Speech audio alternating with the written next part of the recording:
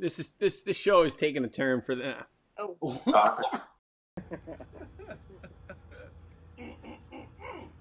Sweep the leg.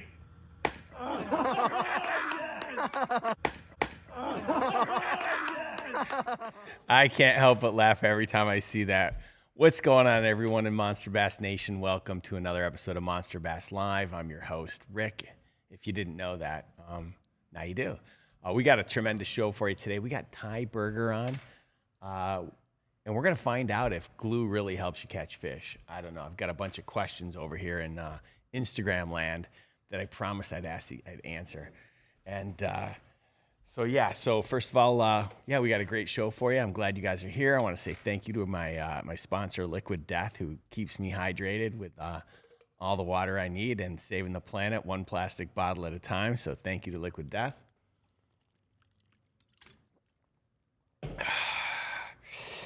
And thank you to Jared for being here today. Here you go, Jared. There's one for you. Cheers to you, my friend. He's my friend while it's all working, but if something goes wrong, we know it's all Jared's fault. Anyway, it's been an interesting week. Designing baits is really interesting because, they'll 3D model them, they'll send you samples, and then you're like, oh, I'd like you to make this little change. And then you make this little change, and then it takes forever, and then it comes back. And by the time you get the sample, you're like, ugh, I don't like the change that I made. I almost don't want to make more changes because I could go back and forth. I've been working on a flat-sided crankbait for, I kid you not, 2 years. And it's literally because I'm like, could you make this change and this change and this change? And I'm not going to know what it's going to do until, I get the sample back. And, I can 3D model it and I can 3D print it at my house because, I bought my son a 3D printer because he said he was going to use it. Yeah, my son doesn't use it. I've used it more than him. The damn thing sits in the back house and it just collects dust. So I figured out how to use it. He has no clue that I'm using his 3D printer. And so I've been printing out every time I make a change, I upload the CAD drawing and I print it out and it looks great, but it's not gonna, it doesn't have the weight in it the way that it should because these are just, temporary ones. And, but yeah, I'm learning a lot about designing baits. And the two that have eluded me that I've tried so hard for are frogs and flat-sided crankbaits. I don't know. Just can't do it. I suck at frogs. I'm not even good at frog fishing. I don't know why I'm trying to make a frog. But if I could get together with JD, our guest last week, if we could find someone here in the United States, actually, let's turn it over to the nation. I need your help. I want to make hollow body frogs here in the United States. I can't find anyone to do it. I know you're going to say go to Snagproof. No. Snagproof's not going to tell me who's making them. They're probably making them in-house now. I need a reputable supply. I mean, heck, if I could make all my crankbaits here in the United States, I would. There's really only one company. I mean, there's a few of them, but there's a company called, I think it's Bat Ray. They make them out of Erie, Pennsylvania. And, there's a reason why their baits are more expensive, obviously, because they're made here. But if I could make them all here and employ people, oh, my God, I'd do that in a heartbeat. In a heartbeat. I just got a phone call from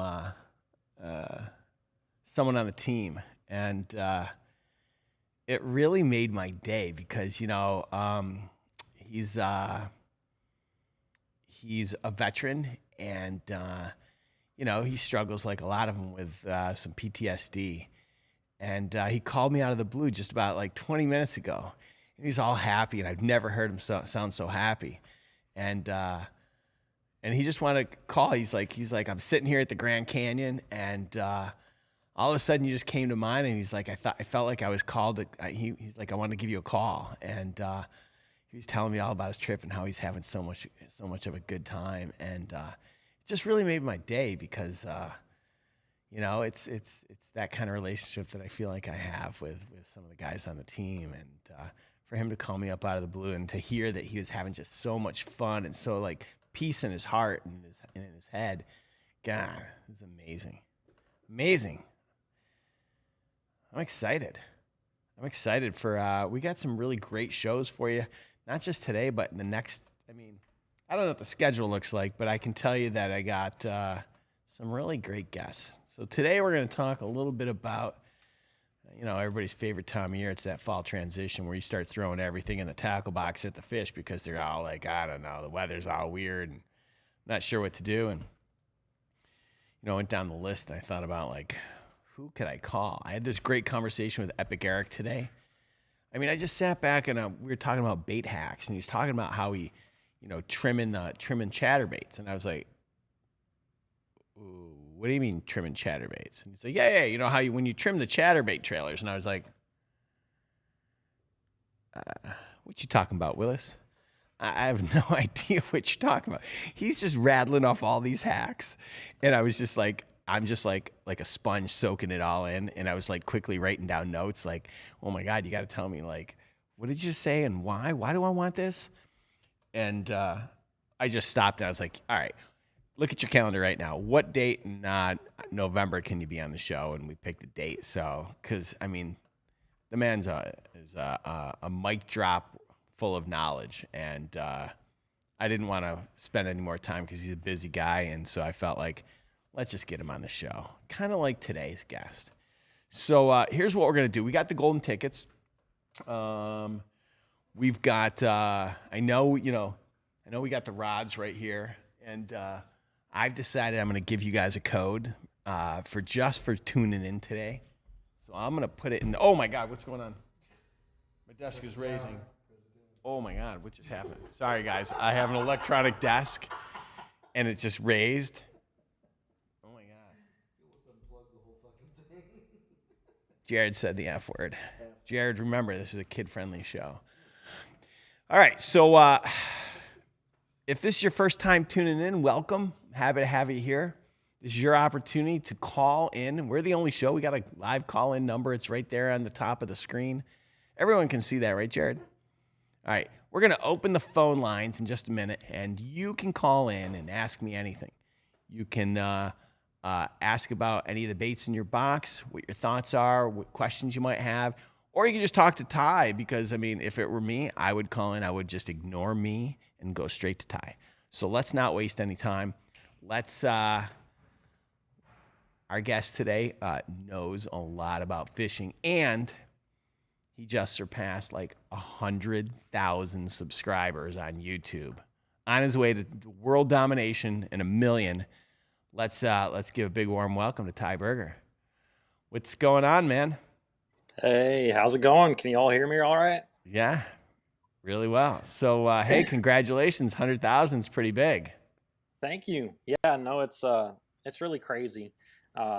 I didn't expect it to happen kind of so fast. I mean, I've been posting videos for kind of a long time on the channel, but really I just kind of started consistently in 2021. So it's really blown up and it's been great, so that's just, I'm super thankful, of just everyone who's watching the videos. So, and just so you guys know, my wife was supposed to watch our boys tonight while I did this. I just put one of them down. She had to go for some family emergency with her sister, and so our other one is running around right now. So, let's get him on the show. If he's talking, hey, Finney. Yeah, I love this. Come here. He's coming slowly on his little truck thing. How old is he? He is going to turn 3 in November. No, never mind. He's like, yeah, whatever. I put the Toy Story on for him, so amazing. He's good to go. Amazing. Yeah, I just went to a 3-year-old's birthday party on Saturday, and they brought in. I guess the 3-year-old is obsessed with the Sound of Music, so they brought in a singer to play the guitar and sing all the favorite songs.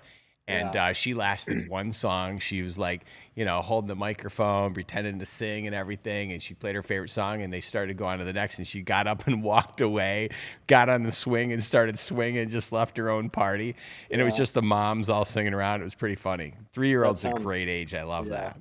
That sounds about right. He's in that age. I mean, he's curious about everything. He loves planes that go by. He loves trains that go by.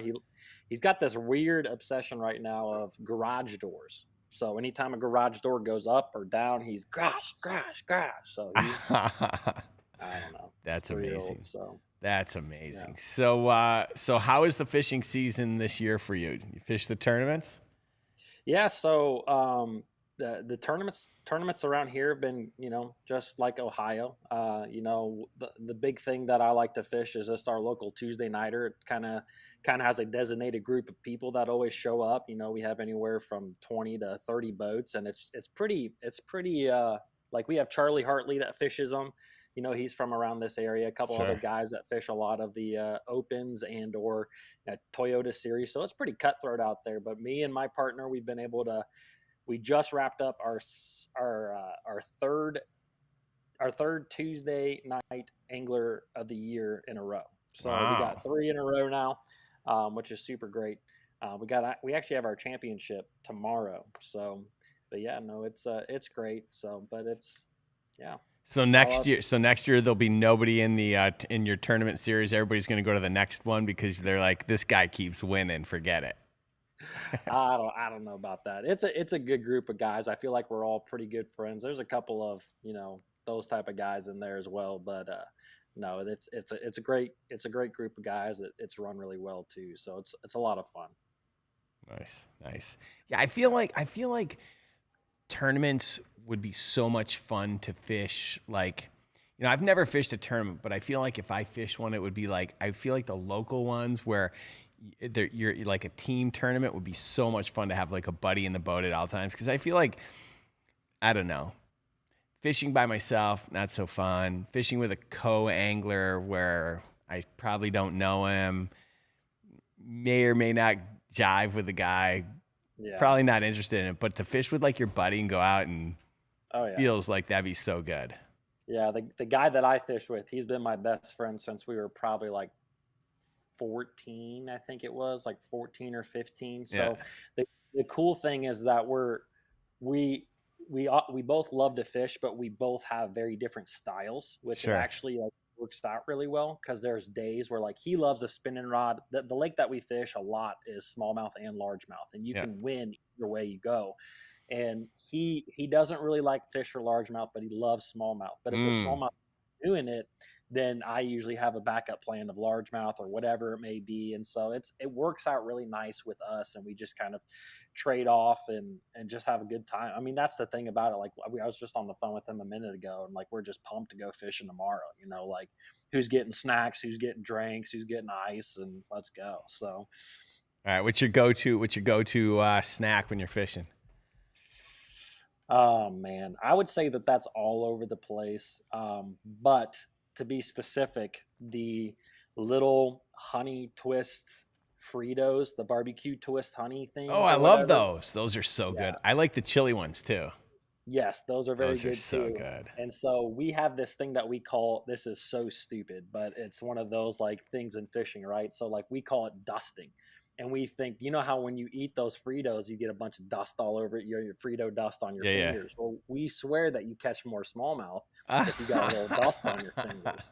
So it's like a thing for us that if we're not catching them, we're like, dude, we got to dust. We got to dust those crankbaits. Sent those worms with a honey barbecue. Yeah, so that's probably the thing that we pick up a lot. We used to do a lot of energy drinks, and we're trying to get off and doing that kind of stuff. It's probably not the best for us. Probably not the best. Yeah, probably not the best. Yeah. I have a buddy who drinks that stuff every day. He probably drinks 4 or 5-hour energies, and I'm like, bro, that I mean, anything that's giving you that much energy and you're doing it multiple times a day, it cannot be good for your body. Yeah, for sure. I had one of my other best friends, his wife worked for a chiropractor for a long, long time. And she sent me like this article, because this was back in the day where I used to drink a lot. And it was like basically saying that like every time you drink one of those, it like, I don't know, it like takes off so many minutes or hours of your life or something crazy. And I'm like, all right, I need to stop. So Laxtown said on Instagram, he said, I talk to myself when I'm in the boat when there's no one else to talk to. I wonder if I do that. How long does that conversation last? Is it just I'm going to talk to myself and then I'm like, what am I doing? I'm talking to myself. It's like when I'm walking the dog. I was walking the dog today, and I don't put him on the leash because it's the worst. There's no walking my dog. So, and he's like, my dog is like 9 pounds, and he just follows me wherever I go. And there I am on the sidewalk having a conversation, like trying to rationalize with my dog. And this lady looks at me and she's like, "Does he actually ever listen to you?" And I was like, "Yeah, listen, lady, this is not the time to call me out for trying to have a conversation with my dog. I know my dog doesn't listen to me." Yeah, come on. Anyway. It's good. I think it's good to talk to yourself every now and then, as long as it's not like a constant thing. Yeah. I mean, I guess as long as you don't hear someone talking back, Yeah, that could be a problem. That could be a problem. I've made a lot of casts on some ponds before, and it was the last cast of the Bassmasters Classic, and I had 4 fish in the boat, so I've had a lot of those conversations with myself. Yeah, I can imagine. I can imagine. All right, let's just take care of a couple things before we move on. So I see a couple questions in the chat about golden tickets. The golden ticket. So you've got your Monster Bass box. It came with an individually numbered golden ticket. Whether you got it from this box or the last box, I don't really care. The numbers are great. Tune in. If I call out your number, send me an email at marketing@monsterbass.com. We'll send you a whole bunch of goodness to your door, and you're going to really like it. In fact, I'm working with someone to get him on the.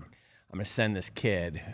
It's actually a mom. The mom is the one that tuned in, and she's going to give it to her son, and we're going to see if we can get the kid to receive it and open it up live, what we sent him, so that you guys can get a sense of what we send for golden ticket winners. So, yeah, we'll do that.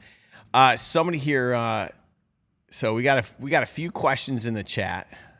What size crankbait do I start with for smallmouth bass? Ooh, that's a good one. I think that you can't go too small a lot of times.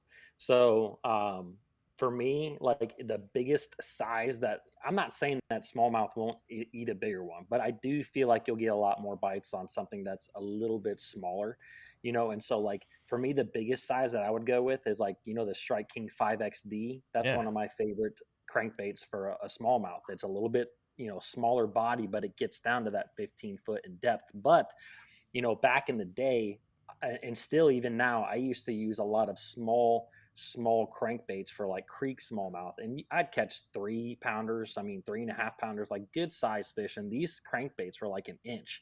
And I think that I'm trying to think of it, it was the Norman Deep Little in or something like that.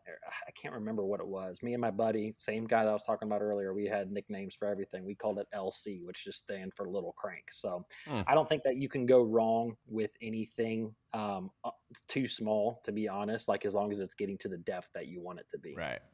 Yeah. Yeah, I hear you. Have you noticed, look at me going to the chat. We haven't even gotten to the meat and potatoes of this thing.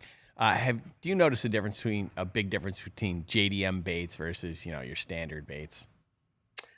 Yes, there are definitely times where JDM baits will have, I guess you can just say real subtle action that's different than maybe a lot of other baits that we get. I mean, a lot of baits are made overseas anyways, but those JDM ones, especially the higher end ones, like it's just the attention to detail type thing that you will see.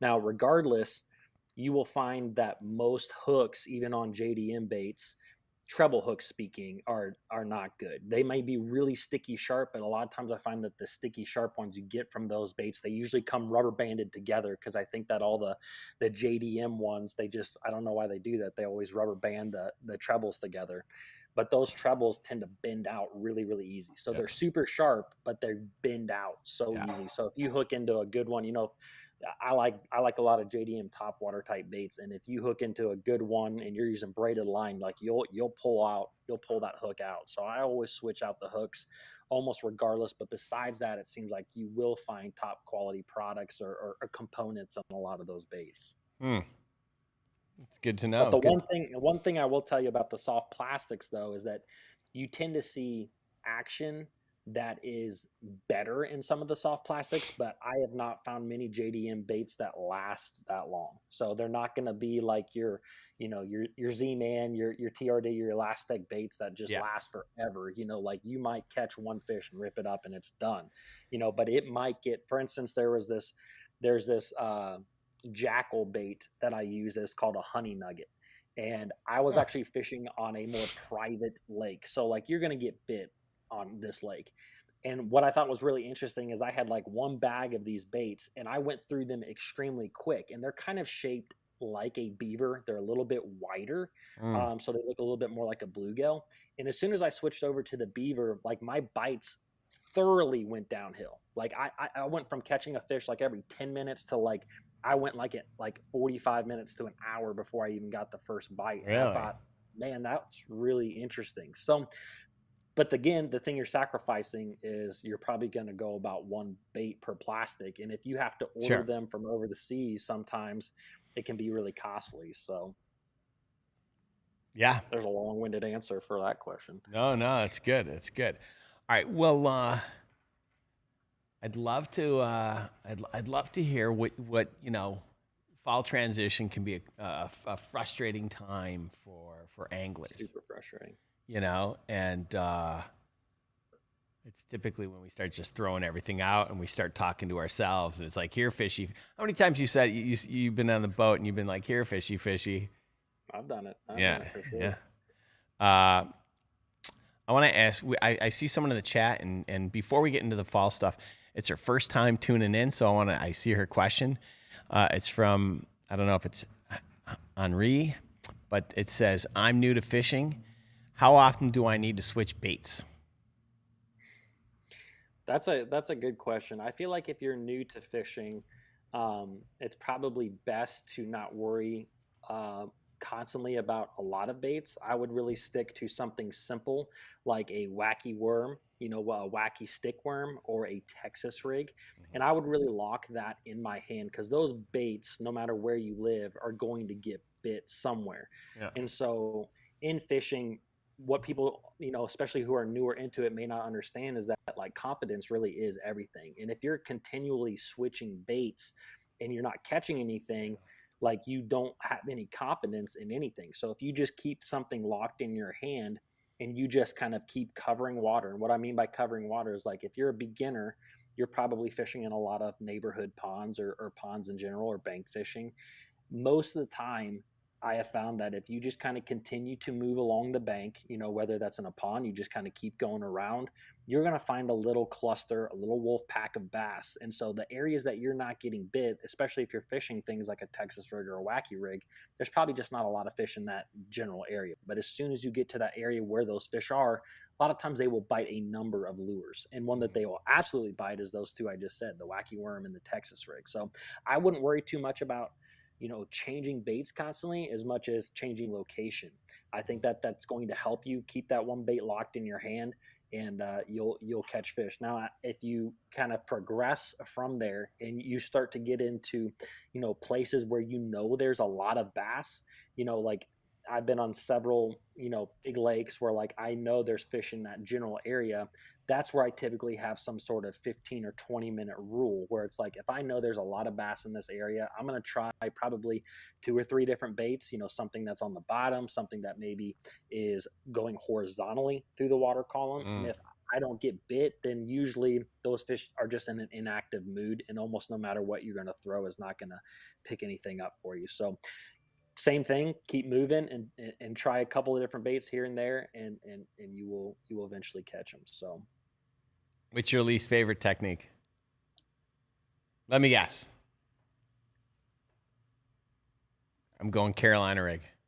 That probably is close. I wouldn't say a least favorite. I just don't fish a Carolina rig a lot.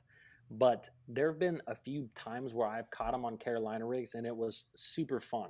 Like I caught them on Lake Oneida one time, smallmouth Carolina rigging, and it was so much fun. Like, especially when it's a smallmouth and you actually use bait cast equipment to catch them and not just the fairy wand. So I don't know though. Like I am just not. I am not like. I'm really not partial. Like if something's catching them, I fish it. Like I love Sure. everything. So it's hard. It's hard for me to kind of think of a least favorite technique. Right on. Right on. Let's take a couple calls because I see someone who's been waiting 17 minutes to talk to you. So Wow. let's go ahead, caller. Where are you from? Hey, Rick, how you doing? I'm good. How are you, man? All right. Listen, I just want to tell you, first of all, I love the product. It's excellent. Thank I you. ordered a rod back, a new lunker stick on September 1st. Okay. Can you please tell me when they might ship? Yeah, November. Thank you. That was it? Y'all have a great night. No Tyler, I way. watch your show. Rick, thank Yes. you. I appreciate you. Who am I All right, talking with? bye-bye. Who am I talking with? My name is DJ. Well, nice to I'm in meet. South Florida. Nice to meet you, man. Nice to meet you, Rick. All right, that's it. You don't have a question for All Ty? right, y'all have a good one. Okay, man. Listen, All right. all right, Thank bye-bye. you. Bye. Amazing. Let's take. This guy's been on 17 minutes too. Go ahead, caller. Where are you from? Hey, what's up, man? I'm in Richmond, Virginia. All right. Hey, so I got YouTube on too, and it's a bit delayed. It's kind of throwing me off a little bit. Yeah, I would turn the volume down No, because for sure.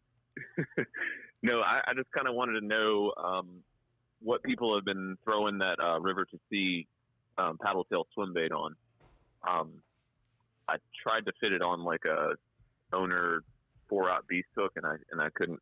I just couldn't get it to work. But I've got it on a ChatterBait now, and just waiting for a hit. But I was wondering, Tyler, have you ever fished that paddle tail that we just got this month?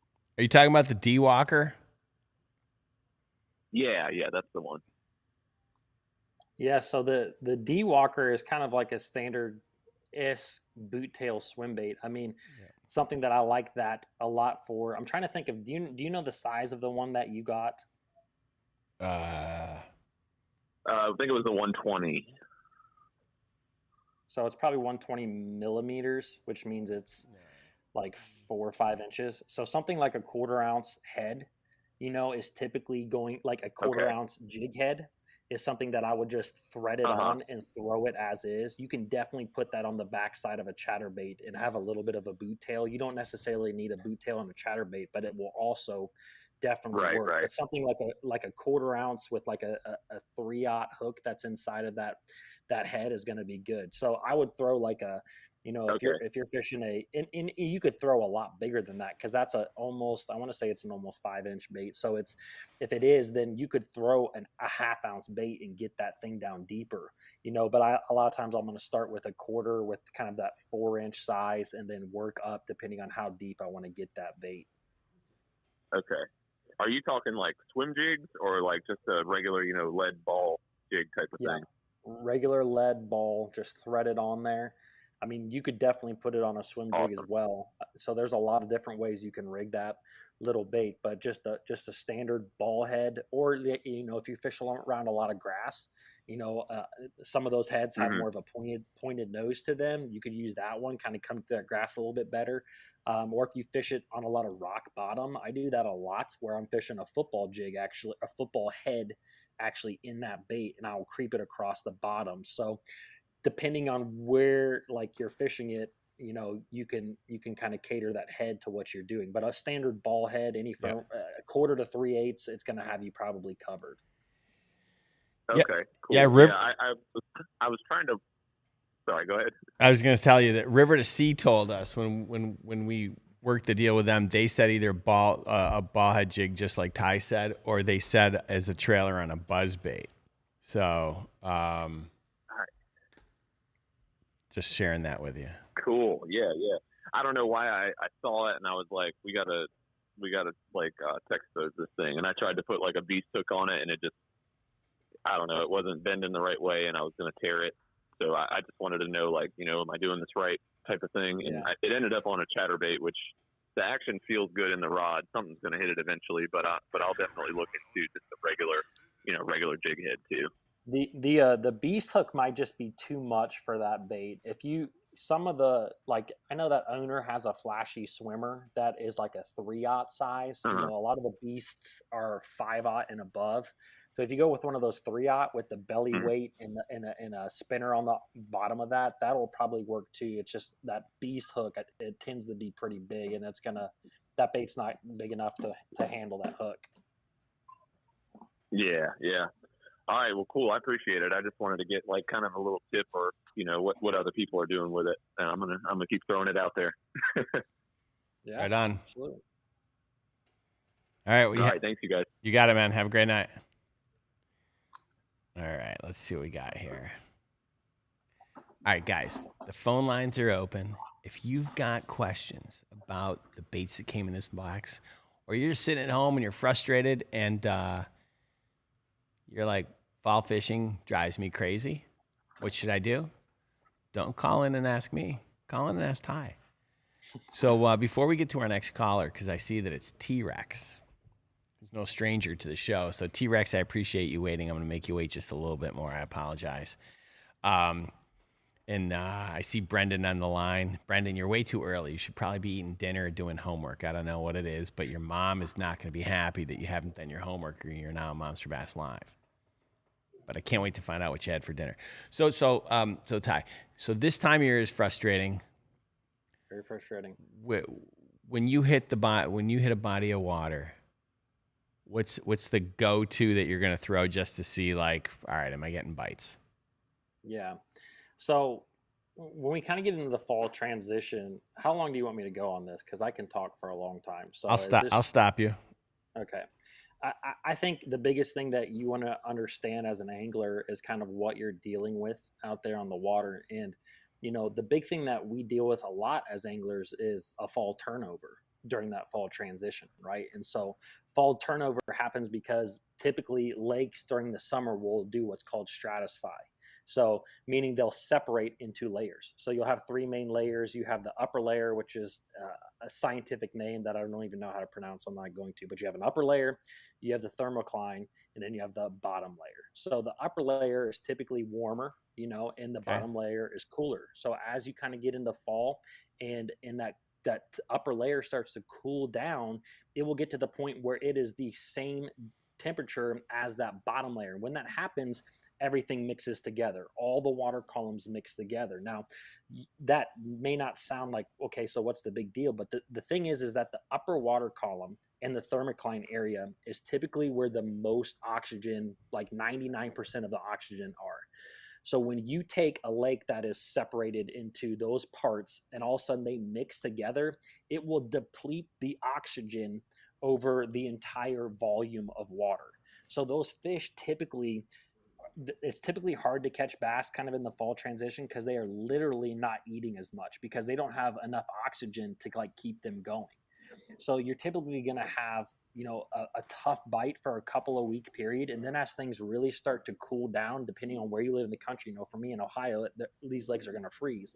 So as we get later into the fall, those fish will start to feed up again. So, but going into that fall transition, what I have found is that sticking shallow is really become the best bet for me. For year, I tend to be more of a deeper water angler. Like I like to fish offshore, I like to fish structure, I like to fish that type of stuff. But during this time of the year, that fall transition, those deep water fish, they just seem to be very difficult to get to bite. Now they're still there, but they're just very difficult to bite. And so what I typically do is I am just going to run banks. That is all I'm going to do. I'm going to run the bank.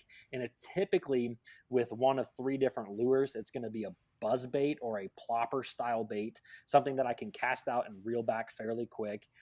Another one is going to be a square bill, something that dives into that, 4 foot range, 5 foot range. And the other thing is going to be a jig. Like bass eat jigs all the time. As water starts to cool down, they're going to eat them even more.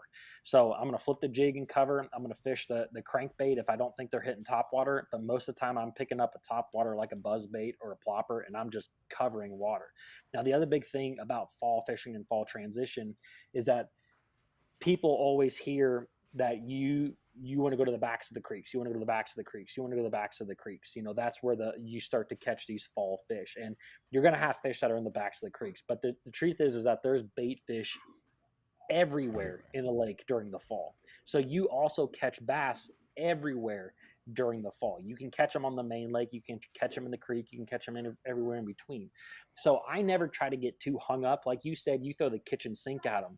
And that's great because I never like to try to get too hung up on a bait or a location. I'm not trying to say, oh, it's the first, you know, secondary point in a creek. I'm just covering water. I'm going to catch one off a dock here. I'm going to catch one off a stump there. I'm going to go to a point and catch one there. I'm going to go to the back of the creek and catch one there. That is what fall transition fishing is all about. So just understanding that as you're going into it and realizing I'm not probably going to find a solid pattern. It's kind of one fish here, one fish there, and they may be on different baits. Like that's completely fine, completely normal. Like that to me is what fall fishing, you know, and especially fall transition fishing when you're fishing shallow is all about.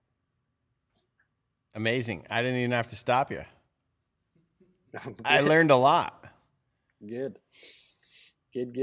I think another thing with that is, you know, there are a few areas, especially during the fall transition, where you will have higher oxygen levels. And one is going to be if you have any grass. So if lakes have grass in the fall, what happens a lot, and this is talking about later fall, is the grass starts to die. And when it starts to die, it'll turn brown. But some grass will stay live longer than other patches for whatever reason. Now, those patches, when you find them, if they are green and crispy, like you can almost break them like a piece of celery, you know, those are where a lot of fish that were in that brown grass that is now are going to move to. So you will find groups of them in that fresh green grass where there's a lot of oxygen and it's the only grass for them to be in. And then another place that I really like to look during pretty much late summer and into fall is way up creek arms and river arms, like as far up as you can go, you know, on your lake that you fish, as far up as you can go. So if you can get in, I mean, this is the time of the year where you see guys like, you know, Ott Defoe, a professional angler who will take a 10 boat like 15 miles up rivers to go catch bass. And this is exactly why. Like there's better fishing up there. You get away from the main lake where the oxygen's all funky and you can catch a lot of fish. So getting way up creek arms and into shallow water is a big thing that I do in this kind of fall transition time. All right, you heard it, folks. Green is good. If you see some grass, going to be some fish. Green's always good. Green is always good. All right, let's not make T-Rex wait any longer. He's probably getting anxious. So, all right, T-Rex. And hey, by the way, I get like what it's like having to watch your kid. If you got to run and like take care of him, or you need whatever, He's good. He's just playing around right now. So hopefully. All right, if he wants to take some calls and answer some questions, we're good for that too. Okay. All right, T-Rex, let's do it. Hey, Ty, Rick, how you fellas doing? Hey, buddy. Good. How are you? Good. I'm great. Real quick, Rick, Yeah. I appreciate you donating to my charity. And are you going to make it up here for the event? No. No? Okay. Just I wanted to make sure would that love to. I would love to. Tell me when it is again. Not this Saturday, but the following Saturday. Following Saturday. The 24th. Oh, no, I can't. I'm going to. Jerry was just like, All right. I'm going to see. I'm going to see Ramstein. Ah. You know who that is? All right. Well, no. Look it up. Okay. They don't even. Anyway, I really appreciate the donation, and I'll shoot you a little video of what's going on there at the charity event. So, all right, I appreciate for those it. of you who don't know, I run a charity every year that donates. Last year, we donated 9 $1,000 scholarships to high school students to go to college. We're pushing to try to get to 10 this year. So, all right, enough of that. But Tyler, I have something I've been talking about with several different people locally, and I want to get your opinion on it. Per season, how important is it that you know what color you need to be throwing? Would you say first season? What was that first thing you said? All 4 seasons. Oh, How all 4 important is seasons. it that you know what color you should be? Yeah, you should be.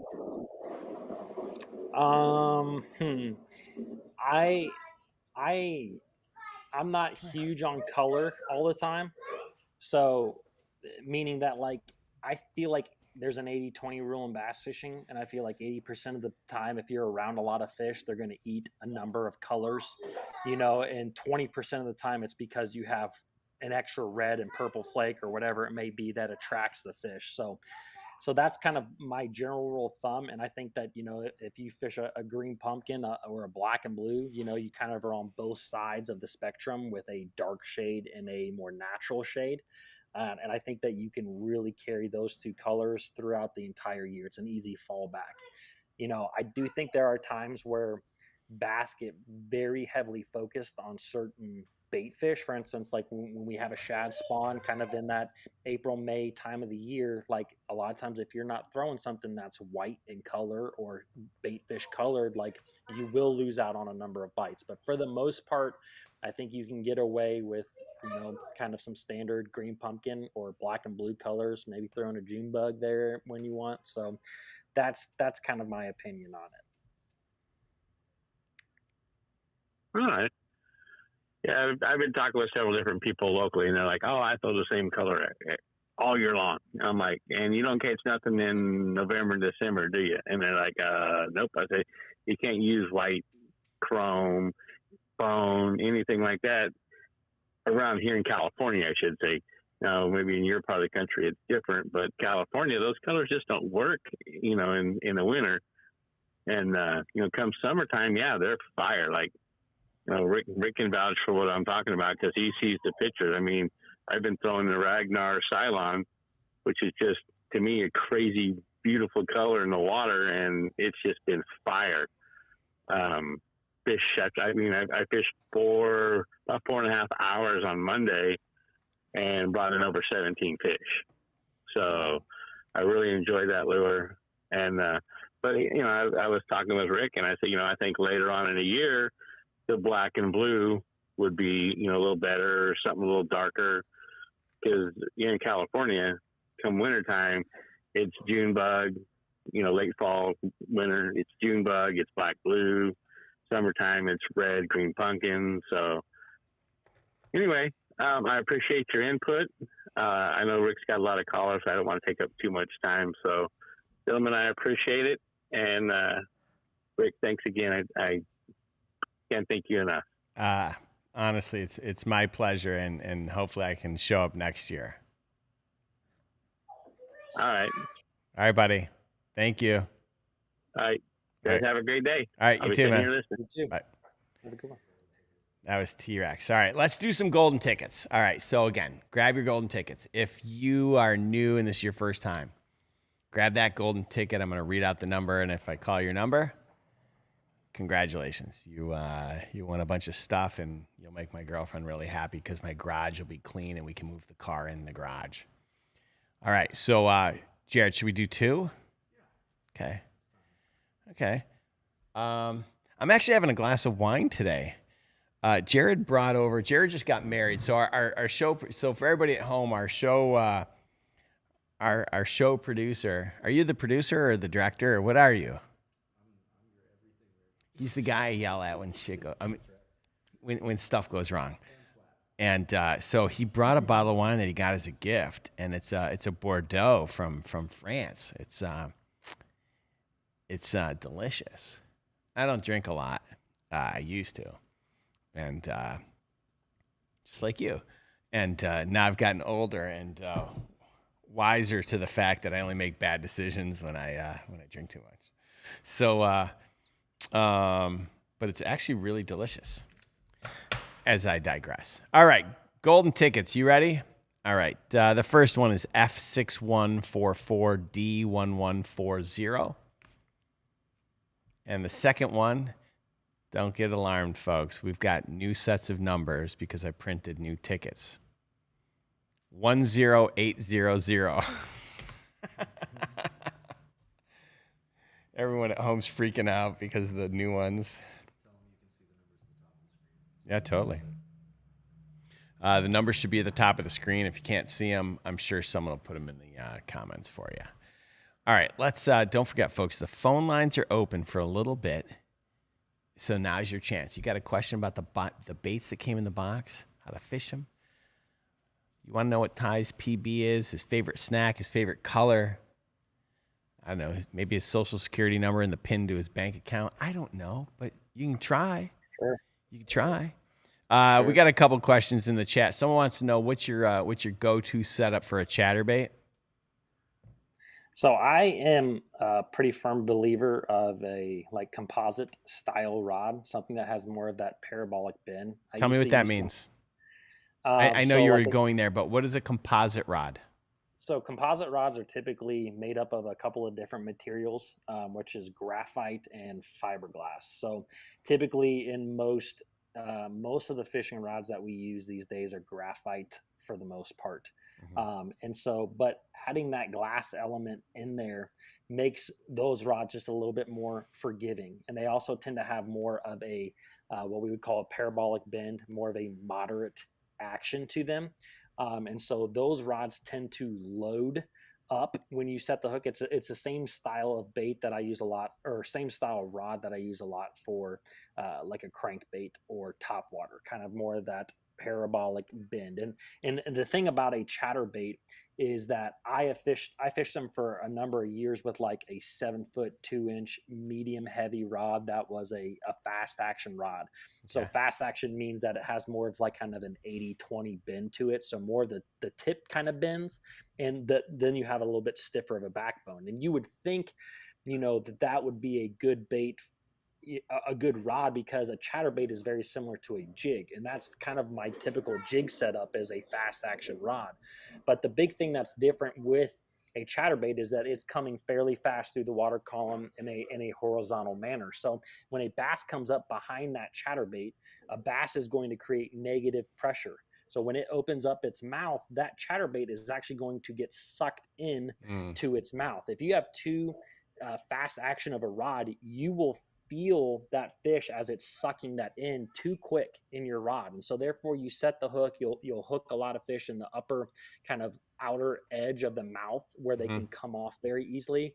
I remember when I was using that rod, I would swing fish in the boat, sometimes lose them there, sometimes they hit the carpet or whatever and they come off right then. Right. And I switched over to more of that composite rod, that mixture of material, and it has more of that, like I said, parabolic bend. And every fish, it seems like, that I catch has it almost like in the back of their throat. And again, it just allows that chatterbait, when that fish opens its mouth, to get deeper in before you really feel it, so that you don't set the hook too quick. So it gets deeper, you get them in the roof of the mouth usually, or deep back in there, and they almost never come off. So that's my setup. The one that I like is a 7-foot 4-inch medium heavy. It's an Arc Tharp series rod that's designed for that stuff. So but there's a lot of good rods on the market. So is Arc the rod that you use? Yeah, it's an Arc Tharp series. It's called the B Hitte rod. So it's actually, it was designed specifically for chatterbaits. Do you use Arc across the board? I do, yes. Okay. What? So when you start to use a composite rod, what does that do to the price? It's pretty much the same thing. That rod I was talking about was a $129 rod. Wow. So it's fairly inexpensive, and it's a really good quality rod. So that is, I personally believe that, like, you have rod manufacturers that make $400 and $500 rods, and I've held some of them in my hand, and I've fished with one before, and they have premium components, so they're going to last for a long, long time, typically, as long as you don't, break them. It's sure. not, but to me, like, you can do a lot of fishing, high-end fishing, tournament fishing, money fishing, whatever you may want to call it, with a $100, $150 rod, so that is what I like that price point, like, overall. Personally. Sure. Yeah, I get it. Going back to the fall transition, do you if you have a go-to bait, is for this time of year. Is that specific to the region of the country you're in, or do you find that like if I've got a go-to bait that during the fall transition, I could probably use it during the fall transition in just about almost any region in the country? I would say that the top water is something that will work in almost every region of the country. It might be a different top water, so it might be, like I said, I throw a lot of buzz baits and ploppers, but in your region of the country, if you live up in the northern part of the country, or maybe in a little bit clearer water, it might be a more spook style bait.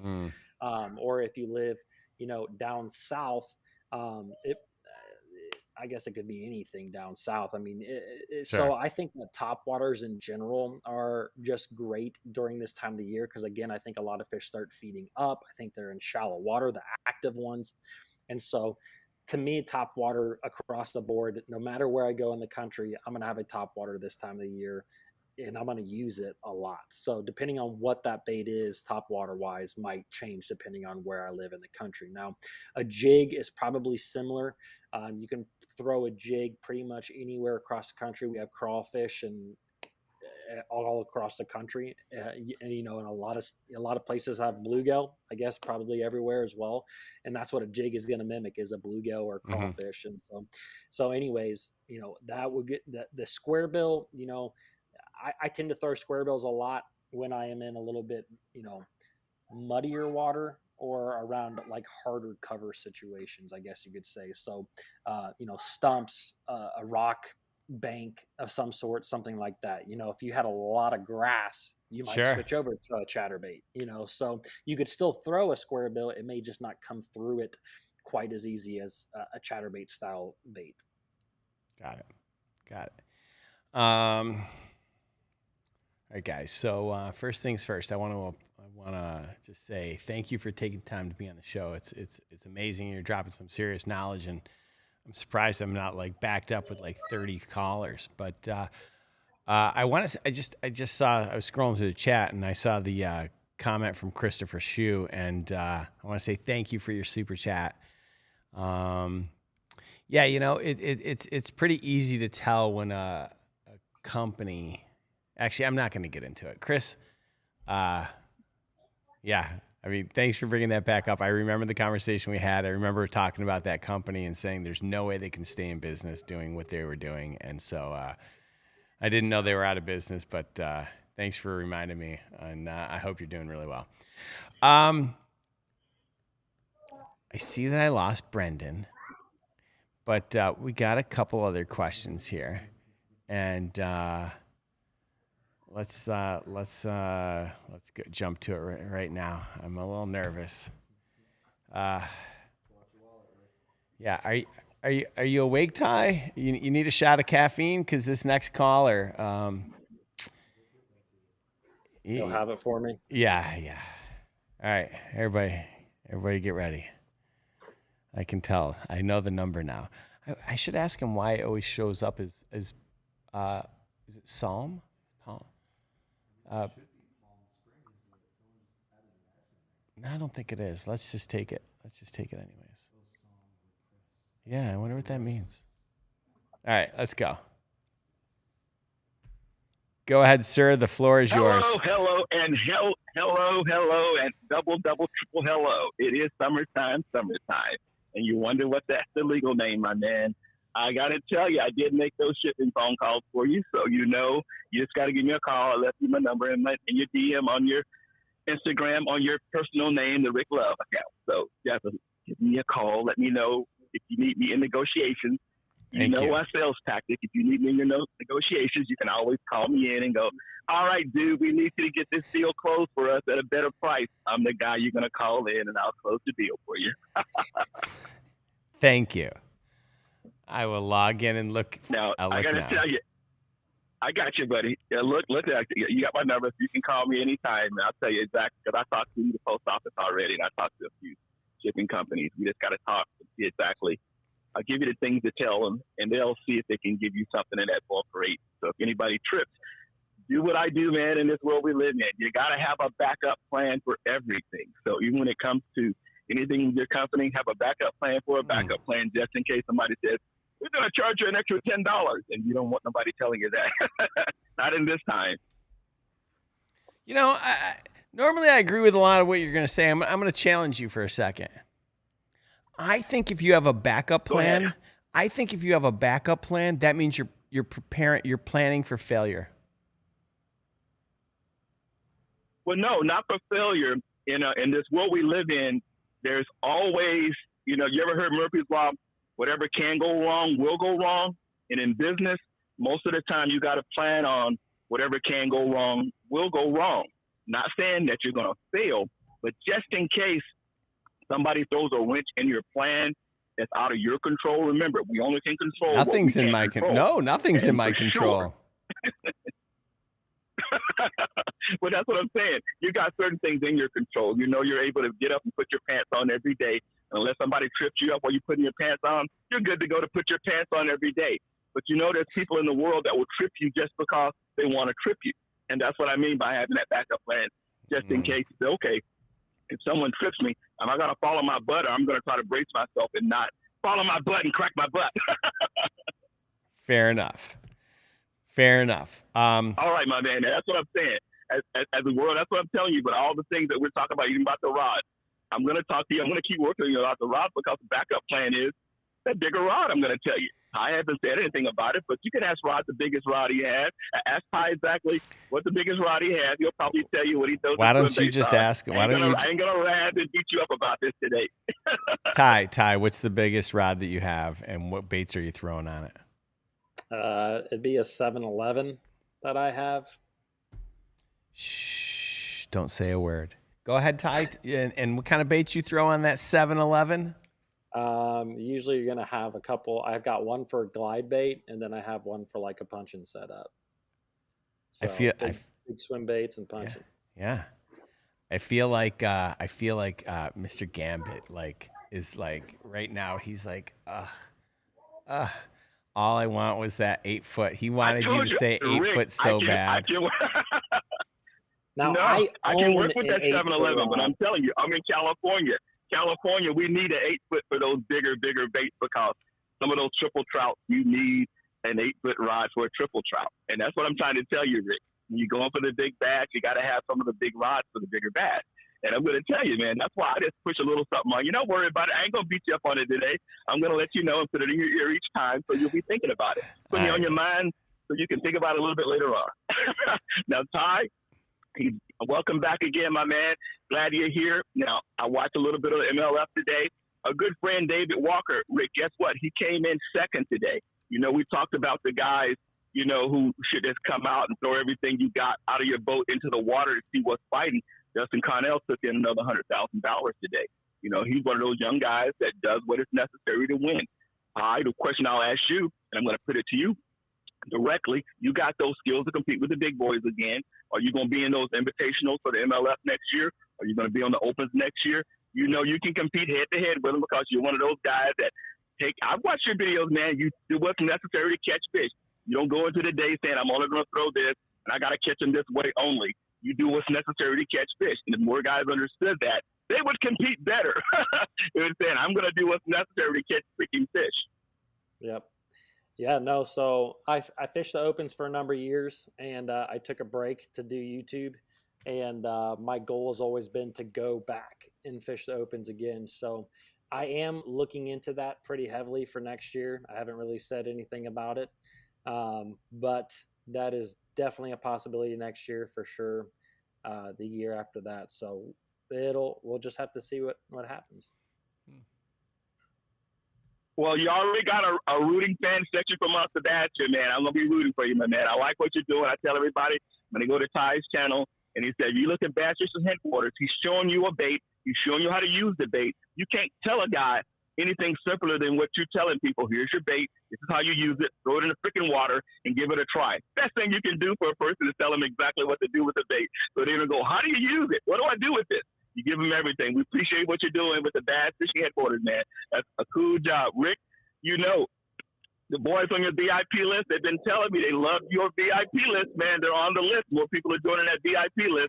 If people you hear for the first time, join Rick's VIP list. He's giving out a bait on Fridays. If you want to see what Rick's giving out, Get on that VIP list. Give that man a chance to give you something special. Now, I don't know if Rick is giving out anything today in the chat. People are asking Rick to give something away. Rick, I'm not even going to ask. I'm just waiting for the rod to get here. I'm still going to work on you for the big rod, so we're going to keep on going our way. But it's good talking to you guys always again. Guys, listen to Rick. Listen to what my man here is telling you, Ty. He knows what he's doing when it comes to bass fishing. If you need a little refresher course, he had a bunch of videos on his site for certain baits that if you're curious about, look at his website. Look at those videos he put up. He will definitely show you exactly how to use some of the things you picked up, you got in your box, you haven't tossed it. Go look at Ty's on his Bass Fishing Headquarters, YouTube channel and see exactly if he can show you how to use it. Thank you, sir. Bam. All right, sir. Take care. Bye-bye. Thank you. That guy, he's a grandpa. He must be like the best babysitter. I bet his kids, I bet his grandkids have so much fun hanging out with him. Absolutely. Oh my God. I want to hang out with them. Yeah. Yeah. So question for you. Jared just screwed up, so no one can see me. Oh, now you can see me. I appreciate you, Jared, but your job is for me to, highlight when you do something wrong. My job is to make sure you know about it. It's kind of like the Marines. I'm going to break you down and build you back up my way. That's what Dante said. Anyway, so talking about going back to you took a break and you're thinking about getting back on tour. Yes. Is that to fish the elites, the opens? Like, where do you see yourself when the time comes? Or where do you see that? Yeah. So I've always wanted to be on the Elite Series. Very close. I think we've shared this story before, but I was the first guy out. And actually, I was the first guy out one year, and I tied the guy who got in another year. So, I've been right there with it. So I'm anxious to get back. I like the 5-fish style tournament better, personally, than the Major League Fishing. I have nothing against MLF, and what they're doing. It's just that I would prefer to do a 5-fish, type of deal. That's just what I like to do. And so I think that's the big thing that people have to consider these days if they really want to go to the next level with fishing is, what are you either better at or what do you just like? That's why you see guys, flip-flop from one to the other here and there. And of course, the media, everyone's going to make a big deal out of it. But what it comes down to is what guys prefer to do, whether they like to go kind of head hunting or if they like to just, go catch them, and I think that each angler, whether you like to catch 5 or catch 100, you're still a good angler in your own right. Yeah. They're just a very different way of fishing. So yeah. What do you think? I mean, I know you said which one you like. Which one do you think's harder? Or is that really hard to really like? Well, I have not fished any Major League Fishing style events, so I don't want to speak for that. But I think that they're very equal in their own right. And the reason that I say that is because if you look at anglers who do go from one to the other league-wise, they typically do about the same in those. So in my mind, I think that if you're a good angler, you're going to be good in each style of tournament. You'll figure out, hey, this is a tournament where I can catch a lot of fish, or hey, this is a tournament where I can catch 5 fish. So I don't think one is really either harder than the other. But when Jacob Wheeler dominated on the Elite Series, and when he went over there, he's dominating over there. Dustin Connell did extremely well, won an Elite Series event. He's doing extremely well over there. Jason Christie had his ups and downs with MLF, but he's done really well over here. So it's just and I think that's the thing is that they're both difficult, but I think at the end of the day, it is going to be what your style you prefer. But I do think that they're probably the same difficulty. There's just one may be I don't know. They're just different. Sure. So. Yeah, that's fair. What so I'm sitting at home and I'm like, yeah, I want to fish the elites. What how how much money you got to raise to fish unless you're independently wealthy. You've got to go out and you've got to, you know, get some sponsors to help you, you know, make that dream a reality, because you can have all the talent in the world, but unless you can afford to pay your way in, it's still it's still an uphill battle. What's it cost to fish the elites? The elites themselves. Yeah, for a year, ballpark. So, well, you know, getting to the elites is, first of all, the opens, the way that they have them structured now. You got to fish 9 events to qualify for the elites. You're looking at a $1,800 entry fee, probably at least another around $2,000 in expenses overall. I mean, you're easily at 35 to 40,000 just for the opens right now. So the elites, you know, expense wise, you're going to have similar expenses. The biggest expense is gas in pretty much all tournament fishing, because you're throwing it in your truck, you're throwing it in your boat. You know, a lot of guys on the elites are going to have their equipment paid for, you know, like they might have rods and they're going to get lures, you know, or at least at a pretty big discount, you know, for the most part. Not all guys. There are guys who are paying, and we're all fish heads at the end of the day, so we're going to pay for a lot of lures that we just like. Sure. But you know, in those events, it's the same thing. I think the entry fees are $5,000 now, though, 5 or 6 for 9 tournaments. That's $45,000, and you're looking at, you know, another 20. I mean, you're talking at least 70, you know, $1,000 plus travel, everything. It's $100,000. Yeah, I mean, it's probably like, it depends on the person too. Like I truck camped and camped when I fished the opens at times. Like, guys are going to be doing that, and then you'll have other guys that get a Airbnb rental that's $350 a night, you know, so that's a big expense too. So it does depend a little bit on how frugal you want to be. But. Yeah. Meanwhile, I probably need to go over and pick up Jared, my producer, off the floor. I think he's dumbfounded at how much it actually costs to fish these tournaments. Yeah. Well, you know, that's the thing too, that is kind of the unfortunate thing about tournament fishing is, like, you know, you could look at the winnings of most anglers at the end of a season, and a lot of them, probably over 50%, I'd say, don't eclipse the $75,000 mark. So if they're paying for a good part of it, which I think a lot of guys think that just because you make the Elite Series that you're going to get sponsored and you're going to get money, it's not the case at all. It is not the case. I know guys who are paying a lot on their end, you know, and they're feeling it every time that they fish an event, and they're spending all that money and they don't get a check. Like it's that, but we all do it, you know, like every tournament fisherman, like they're willing to spend way more money than they really can make, because it's all like, hey, if I win, I'm going to win $50,000. I'm going to win $100,000. I'm going to win whatever. So. Yeah. And it's funny because people think that, oh, well, I sell all my sponsorships, I do this, I do that. It's not what you think, people. A true story. I sponsored a. I want to do this without making it obvious who I did. So I sponsored at a long time ago when I was at my previous employer.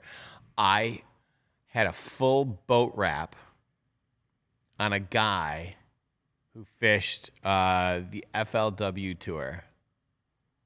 I can't remember what it was, the Elite, whatever the comparison was to the Elite, right? He fished the Forest Wood Cup, everything. I would get so much coverage, and you know, he would have good years, and then he'd have really bad years, and then he'd have good years and really bad years, right? And this guy's a heck of a stick, and I wrapped an entire boat, and I didn't even give him $10,000. Yeah. And I was the lead sponsor. I was his lead sponsor. And so when you talk about like how much it takes to fish this tour, you can be as passionate as you want, but you can still fish an entire year, and it could be feast or famine. And it's got to be like, I think about being like a tour pro, and I wouldn't wish that on anyone. I mean, you can love it all you want, but unless you're like really like just crushing it, it's got to be so hard.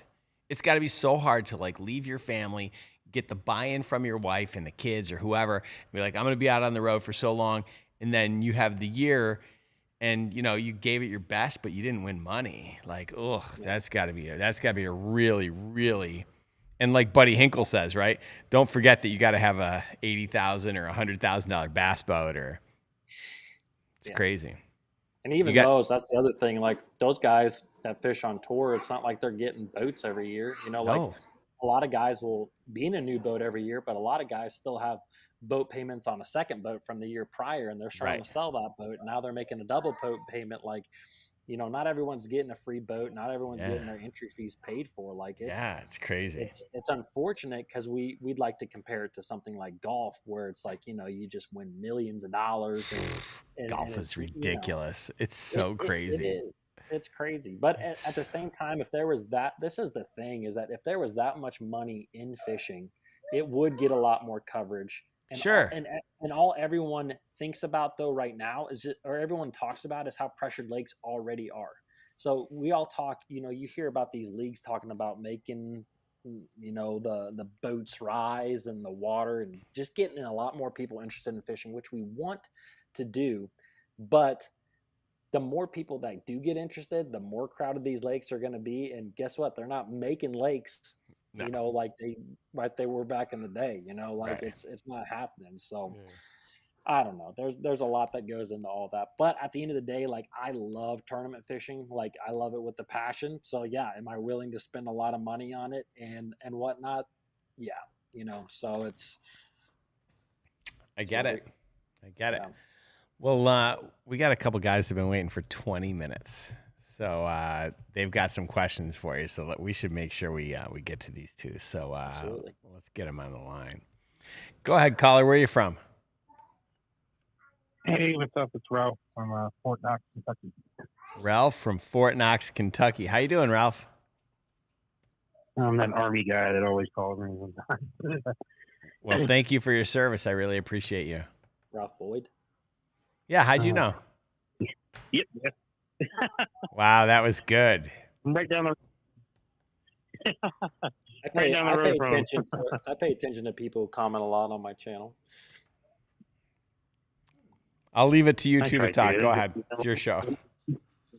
I either have all the videos either playing in the boat while I'm fishing, or I haven't been on the water in a week because I'm in this Army class. It's driving me crazy, and it's going to be the death of me. But halfway there, one more week to go.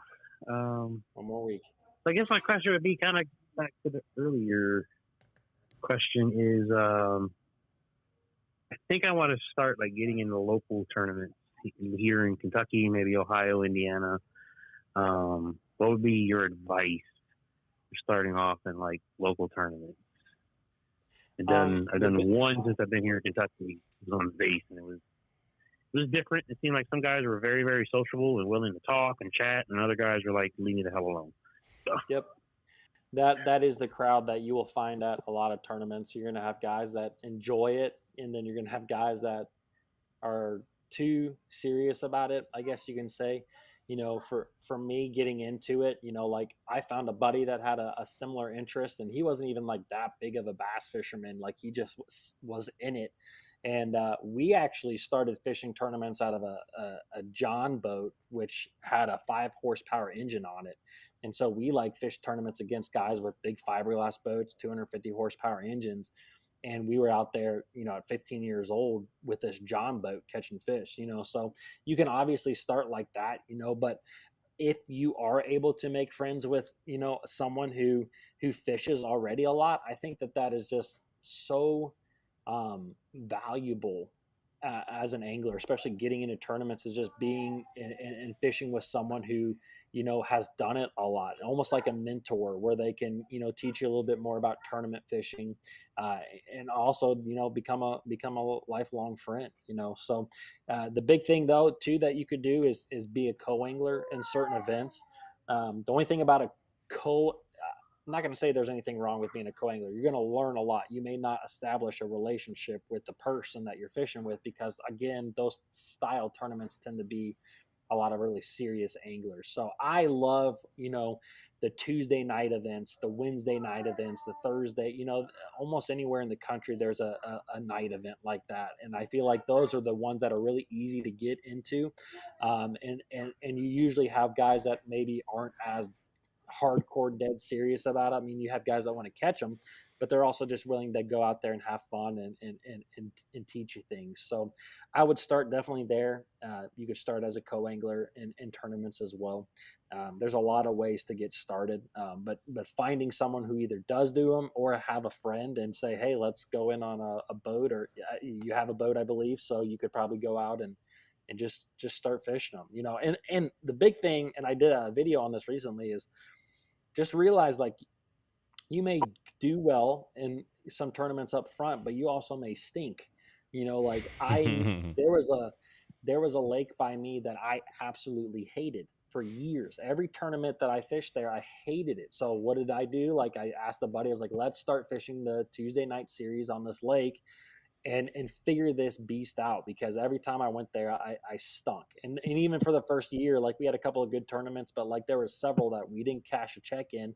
And now that's the same tournament series that, you know, we've been able to be team of the year the last 3 years in a row. So, you know, you're going to learn a lot by doing in a tournament situation. And that's the most important part, is just kind of getting your feet wet and fish some tournaments and not really, not, you want to care about how you finish, but also know that, like, you're going to have times where you're going to get your teeth kicked in, no matter how good you think, you know, things are going. So it seems like some of them down here are pretty cool like that. It's funny too, because both the lakes, the big lakes, aside from the one that's on base, the big lakes around here, both of them are in the central time zone. So you stay out there till dark. By the time you get home, it's midnight in the summer. Jeez, yeah. Well, that's good. So I think I'm gonna start the spring. That'll be probably be my last year in Kentucky, and then we'll see where the Army sends me after that. So I wanted to take advantage of it. So I figured I'd been asking that question to a bunch of different people. So Yeah, I would say just do it. Just figure it out. Do it, and it's going to force you to become a better angler. You know, like you learn a lot quicker in tournaments because you're kind of forced to with the time crunch. So I think it's a good thing. I definitely need to force myself to fish slower. Drop shotting, Ned rigging, trying to get better on that. I just get too impatient. Yeah, I understand that. All right. Cool. Well, I won't take you any more time. I'm sure somebody else is waiting in line. So, well, thanks for calling in, Ralph. Really appreciate you. Oh, thank you for all you guys do. Everything you do, all you do for veterans.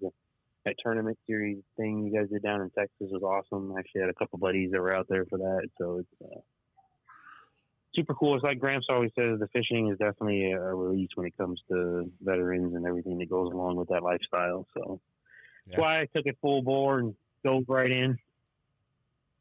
Well, thank you very much, because without your service, I wouldn't have the freedom to do the things that I can do. So I appreciate you and everything that you've given to everyone that takes for granted all the things that you've done for us.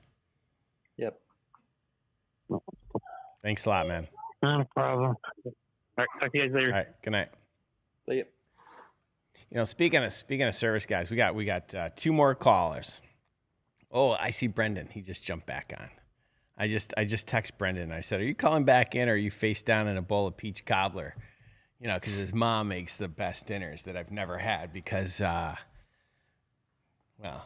haven't been to his house before. But I want to say thank you to two people, I want to say thank you to one person.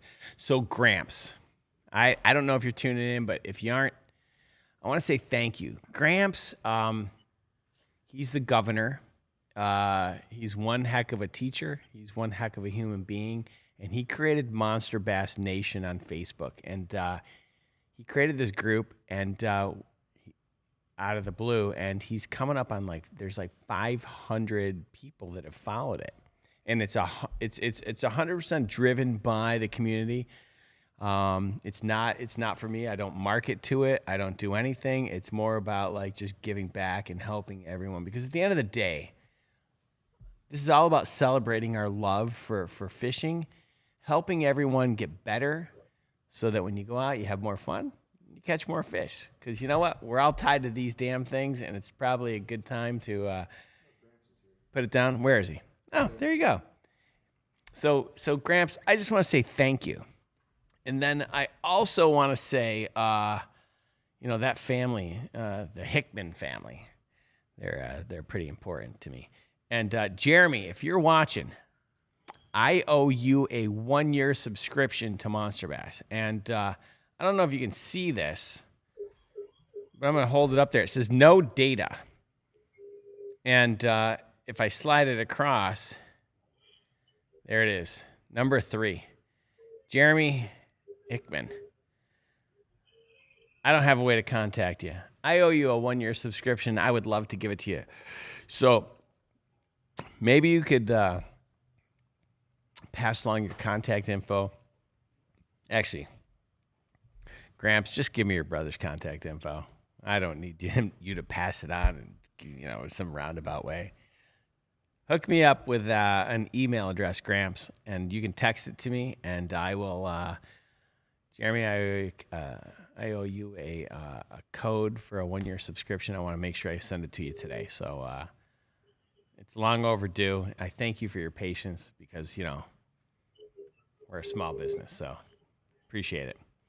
Okay, let's go to our last 2 callers. Lester Carlson from Minnesota, land of 4 lakes. Go ahead, Lester. What's up? Hey, guys. How you doing? How's it going? I don't know why it says Lester. That's my dad's name. This is Dane. Does he pay your bills? Dane Carlson from Minnesota. Does he pay your bills? No, not at all. That's what's weird. Are you sure? No. You live at home? 100%.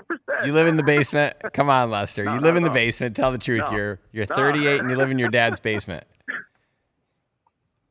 No, it's crazy. I've been out of the house for like 20 years. All right. So you say. So, yeah, weird. I'll have to look into that. Anyway, so my question is, I'm in Minnesota. Obviously, we've got a lot of northern pike up here, and we've got. It seems like whenever I'm running a fluoro leader, looking to a pike, I break off like instantly. Is that typical for fluoro, or am I using the wrong kind, or doing the wrong thing? I don't know. What are your guys' thoughts on that? So I was actually just in Minnesota for a week, and I caught several toothy critters while I was up there. So it was very fun up there. But you're right, I lost a couple. It wasn't every single time. I mean, I caught several, and I was using I caught several on the top water, and I was using braid to fluorocarbon. So I don't think that you should lose every single one, but it's really going to be dependent on how that fish hits it. If it hits it with its teeth, you're not going to get your bait back more than likely, because that fish's teeth is just going to cut through that fluorocarbon, no matter what you do, no matter what brand of fluorocarbon you use. Because you put pressure on it, and when you put pressure on it, have you ever seen a can? Someone can step on the can, but as soon as they put like a pin in the side of it, literally like a needle, it'll crumple. So fluorocarbon's similar in a way, where it's like, if it's tight, because you're holding a fish and all of a sudden its tooth nicks it, it just pops. So it's definitely normal for you to lose some lures while catching some pikes. Right on. Yeah, it seems like 80% within a second it's off. Well, so good to know. One other quick question. What are you throwing on an extra fast rod? I just picked one up on clearance the other day. I know a lot of guys throw jigs, but anything else you're throwing on an extra fast? Yeah, you could do jigs. You could do Texas rigs, kind of in the same vein. You could do buzz baits. We talked about it earlier. Like, technically, you could throw a ChatterBait on there. I think there's a better rod for it, but you're going to get away with catching some fish on it. A lot of your single hooked lures will probably be good with a fast action rod. So. Right on. Cool. Well, thanks, guys. I appreciate you taking my call, and appreciate everything you guys do. Appreciate you. Thanks for calling in. You too. Yep. All right. I think we got one call left. Folks, if you're sitting at home, we do this every single Thursday, and it's your opportunity to ask questions about fishing in general, about the baits that you received in the box. Because listen, my whole goal is to help you catch more fish. That's why we create a 20-page guidebook, right? It's not just about, listen, if you want a box of baits, there's a lot of other companies out there that do a really great job. They just send you random stuff. My goal, I want to help you catch more fish. I want to help you become a more versatile angler. I want you to try new techniques. I want you to become better so that when you're faced with different conditions, you got an idea on what to do, right? We spend a lot of money to put together a guidebook and the videos that we do so that, you got a fighting chance, because fishing isn't easy. It's not called catching, it's called fishing. And so this is part of it, right? This show is part of what you get, and it's all about, like, this is your opportunity. So if this is your first show, tune in next week. Call in, ask the questions, because these guys like Ty, they know a thing or two about fishing, right? I go to Red Lobster when I don't fish. These guys know what they're talking about. So let's go to, we got 2 calls. Normally I end with this guy, but we're not going to end because I see who the next one is. Go ahead, Brendan. Where are you from? I'm from Georgia, and yeah. So, how are you doing, Rick and Tyler? How are you guys doing tonight? We're great. Great. How are you? Nice. How's I'm Georgia? doing pretty good. Just going along. It's very hot. We're getting kind of cooler nights, which is nice. Nice and hot and humid. But the nights are getting cooler, so that means fall is on its way, and that means a lot of fast-moving topwaters up shallow, throwing big baits. That's coming real soon. So, Tyler, I had this really kind of strange question for you. Sure. I thought of this a while ago while I was fishing, and I thought it might be something interesting to ask you. So, if you had, if you're able to time travel back in time and use your boat and all the tackle that you have and all the information that you have, do you think that if you went back in time to the first couple of classics or the first couple of Elite Series events, do you think you could have done well? Or do you think because you had that edge of the future equipment, do you think you could have done well in those tournaments? Or do you think you could have done, really horrible in those tournaments? What's your thought on that? I know it's a weird question. I think put me in the Bassmaster Classic right now, and I think I'm going to believe in myself to do well. So back in the day, I still feel the same way. I mean, I think you have to have a confidence in yourself to go out there and go fishing. And with this day and age, we do have better. It's just like any sport, right? If you take a football player these days and put them back 20 years ago, a good football player, an okay football player these days would probably dominate 25 years ago, because everyone it just rises. It's the same way with fishing, and in tournament fishing, it's the exact same way. Everybody knows how to catch fish. There's tons of content out there to learn very quickly what you're doing. There's times where you can literally pull up a YouTube video or an article while you're fishing and figure it out. And guys back in the day, 20, 30 years ago, they didn't have that. They had to really learn things by, getting in the boat with someone who knew what they were doing and learning that way. So I do think that I would have a good shot at doing well back in the day, and I still feel that way right now. So yeah, imagine doing this without social media. I mean, you think about guys like Roland Martin and those guys back in the day. They didn't have the electronics. They didn't have access to information. They didn't have all the information that we talk about today that seems so relevant. They didn't have that stuff. And so bigger, stronger, faster plays a big role in it. But I think, like you said, Ty, you feel like you'd do really well. I think a lot of it just comes down to confidence. Mm-hmm. For sure. Mm-hmm. Yeah, that's pretty cool. I would have loved to bring Live Scope way back, a long time ago, and just see the look on those guys' faces, just to see that's your fish, that's your bait, and you know you can catch fish like that. That's pretty cool. So yeah, and make sure you guys hit the like button. I was gonna say even side imaging. Oh, you go ahead, like sorry. before side imaging came out, like those guys going around looking at 2D, throwing boobies out there. Like you brought on side imaging, and you can see out 80 feet to the side where that rock pile is that you thought was 30 feet to the other side.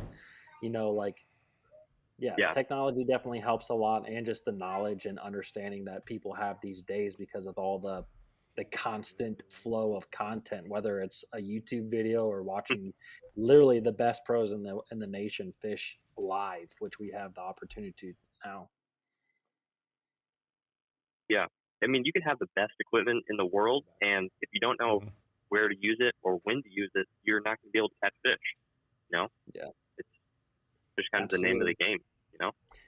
Absolutely, and the other thing is that I do think that some people put too big of an emphasis, this is off subject, but too big of an emphasis on equipment and tackle, you know, like, or sorry, equipment and electronics. Like electronics are great and they can definitely help you. You still have to understand them, but they're not everything. You look at guys like John Cox, the guy, like he's going to fish a wacky worm, a frog, and a swim jig up shallow.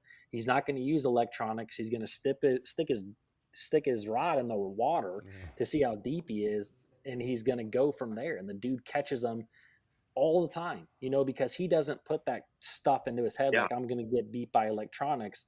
He's just going, you know. And so I think a lot of guys, they're already beat because they feel like, oh, I don't have the best electronics, so I might as well just give up. And that's just not true at all. Right on. Yeah. And some of those electronics actually scare away the fish. I mean, sometimes, like those, like the live target kind of deal that the companies are doing now with the live sonar. Sometimes that pinging sometimes scares away those fish. So that's from what I've heard. I don't have electronics, and I can catch fish just as good as some of those guys at our local lakes. You know? Yeah. I mean, it's like when you go out in a kayak, you don't have a trolling motor. You know, you don't have, well, some guys have trolling motors on their kayaks and electronics, but if you don't, like, it seems like you do catch a lot more fish because you're very stealthy and you're just casting out there and the fish don't hear you. They don't hear anything and you catch more. So it's, I absolutely agree. Hey, Brendan. Yeah. Cool. What'd you have for dinner? What'd Mom make today? So today we had hot dogs, broccoli, and potatoes, and then we had for dessert a gigantic brownie with like a marshmallow frosting, homemade. It was really good. That does sound good. I think I sent you a picture of like just so we're clear. You said hot dogs, brownie, broccoli. It sounds like you're like a starving college kid who got high in his dorm room and was like, it's that. Normally your mom's making like these amazing, like I'm having steak sandwiches, I'm having honey baked ham. Well, I mean, we can't have that every night. Why? You know? It's true. I mean, you can't have that every night. Why? Well, number one is money. Number two is time to cook it and all that, you know? Fair Sometimes enough. Mama doesn't want to make that. Yeah. Fair enough, Brendan. Yeah. All right, bro. I mean, usually once a week we'll have something really, really good. Just got to hit it at the right night. I appreciate you calling back in. All right. Thank you, guys, and both of you enjoy your night. All right, man. See you later. Brandon has called a total of 72 times. And our last caller of the night. And I want to just say thank you because I went a little longer than normal. Normally I'm super like, I want to be respectful of everyone's time. And I know you got a little one, so thank you. He's doing good still. He's breathing. All right. Let's go to the governor. Hello, Governor. Hi, Rick. How we doing? I'm good, Gramps. How are you? Yeah, awesome as always. Love tonight's guest next door to me over here in Southern Indiana. So I always love seeing those Midwest guys on, because if there's anybody that knows how to find and catch fish and has to deal with so many different ways, from rivers, strip pits, reservoirs, creeks, we're the guys that know how to do it. I had to call in at first. Tyler, love both your channels. and really understand why you had to create the second one, because you realize something that I've realized a lot too. It's like if you talk about techniques, teaching, tackle reviews, things like that, those people don't like watching actual fishing videos.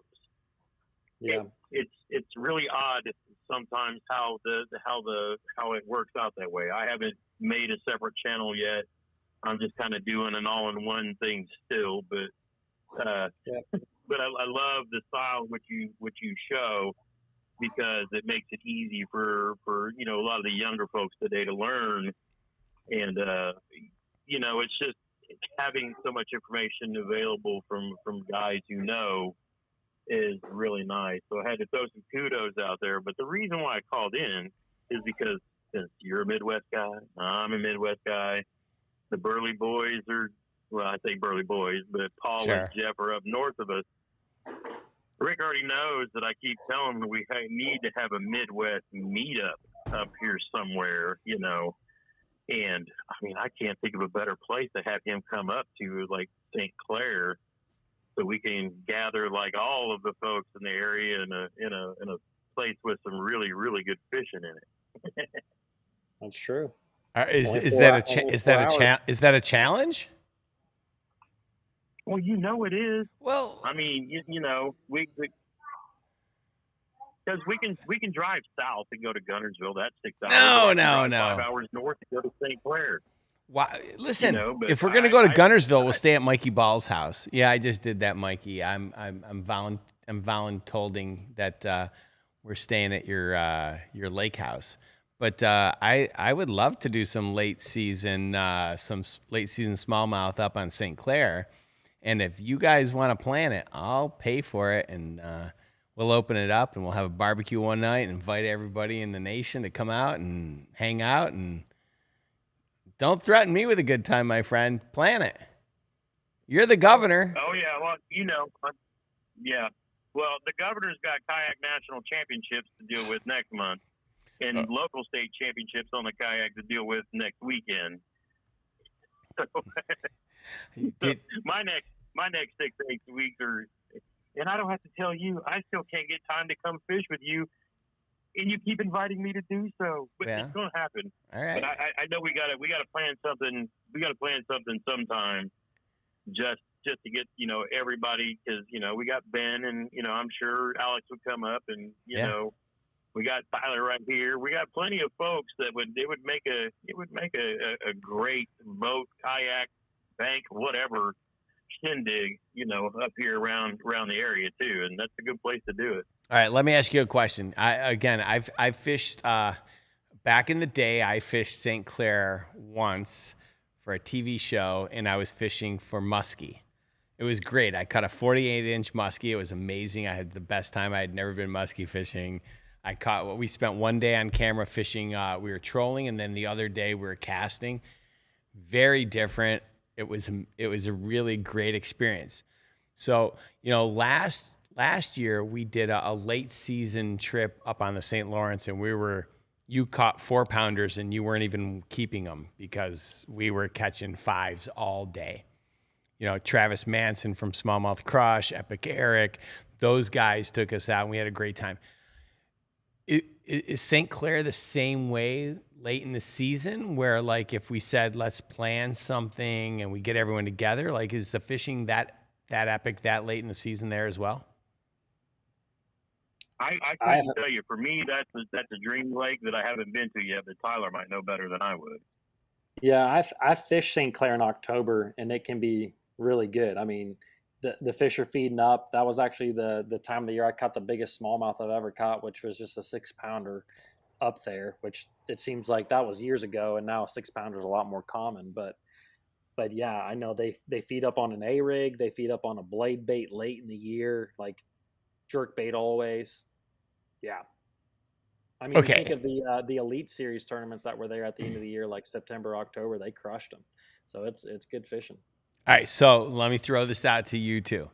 If I can make it happen in advance, now this is my birthday month, October, not exactly where I was hoping to spend my birthday. But if we could make a meetup happen and I could get some really good cameramen like Sam Moore from More Media, Rob Matsura. I love Rob. And I could get everyone a ton of content. We'll get some boats. We'll do whatever.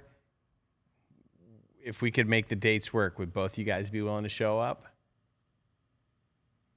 That's my birthday month as well. But Ooh, when's your birthday? Let me know. When's your birthday? 4th. All right, mine's the 19th, so I won't make it the weekend of the 4th, so you can spend it with your family. What about you, Gramps? I am at Kentucky Lake the week of your birthday for the kayak bass fishing. I'm going to be with Mr. Hoover. Championship. It's like you're like it's like you're part of DX from the WWF. Like you're just like, I got to fish this championship. I got this championship. So what you're telling me, Gramps, is you got me all excited. And now you left me hanging.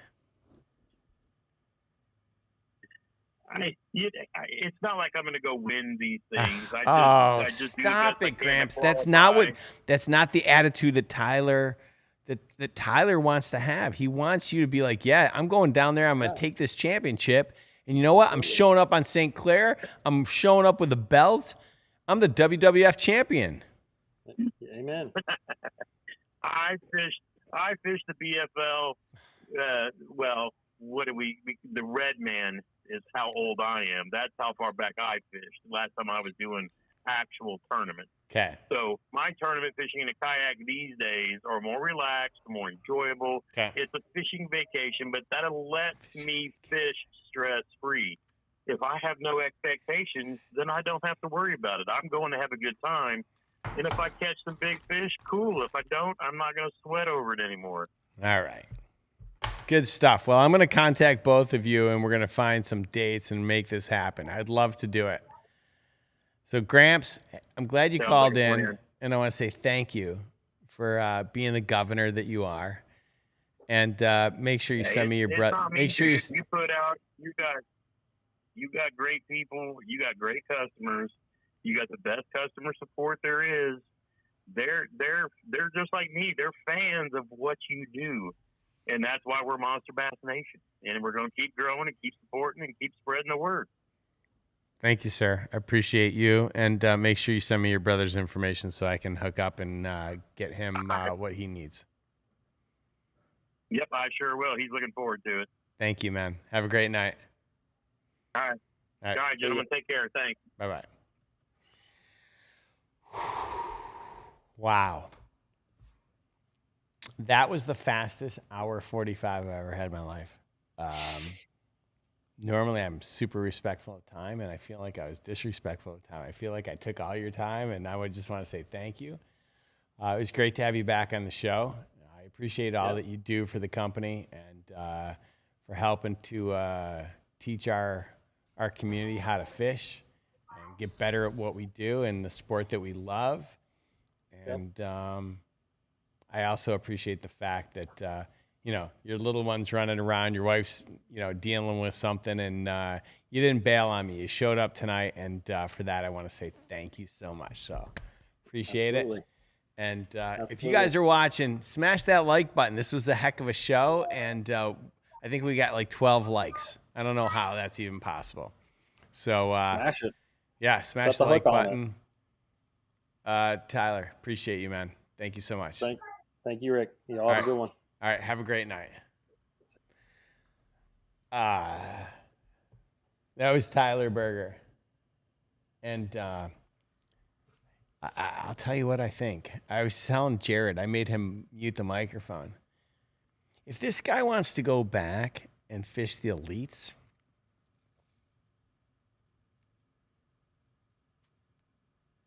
shouldn't he be the guy that reps Monster Bass? And shouldn't we make that dream happen?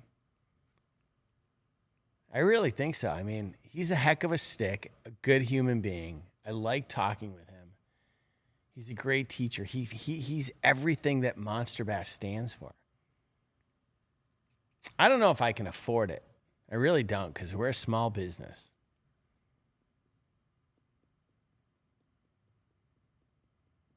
But I'd love to try and make that happen. I mean, I can't think of someone better as like a person. Yeah, I don't know. I got to think this through because I'm putting it out there. Don't worry, Nathan. I got golden tickets, bro. Listen to what I'm saying. Oh, how many likes we got? 11? How many likes do we have? I need everybody right now to go smash the like button. Yeah, I'm going to do them as soon as I...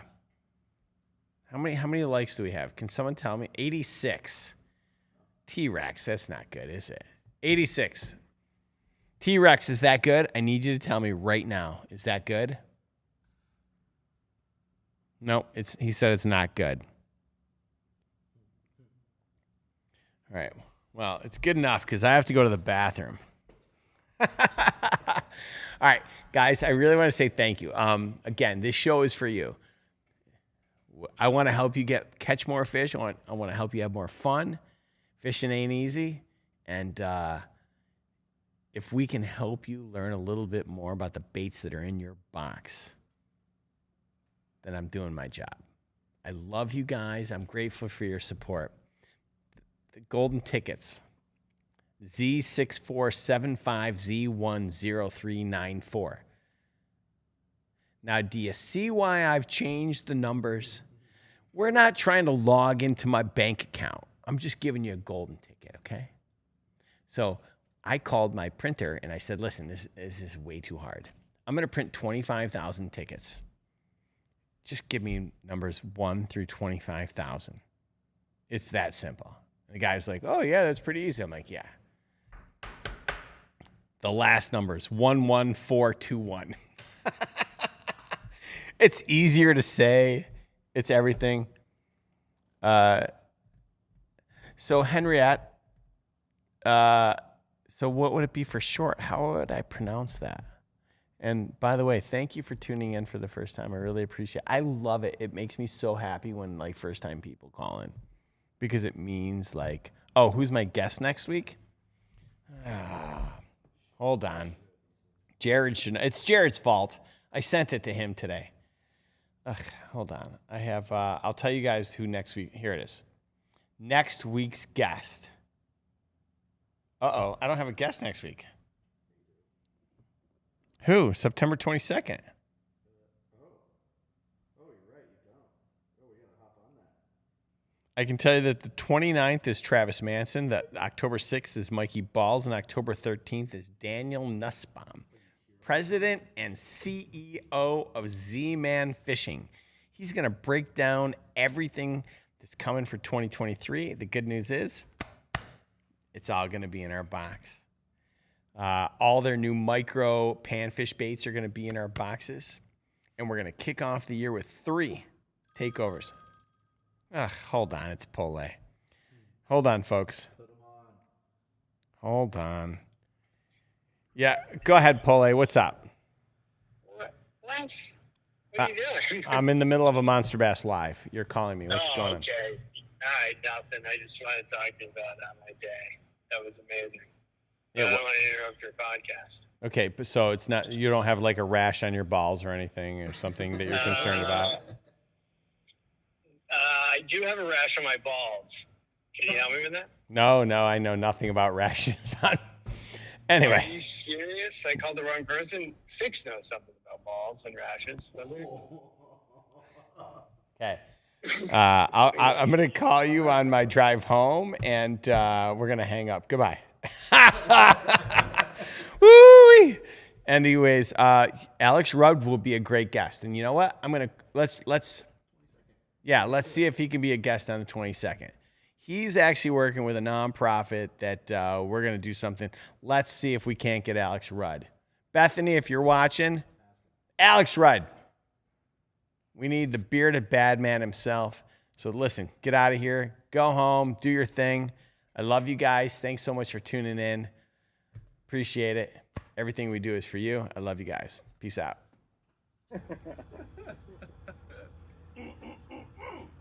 Sweep the leg.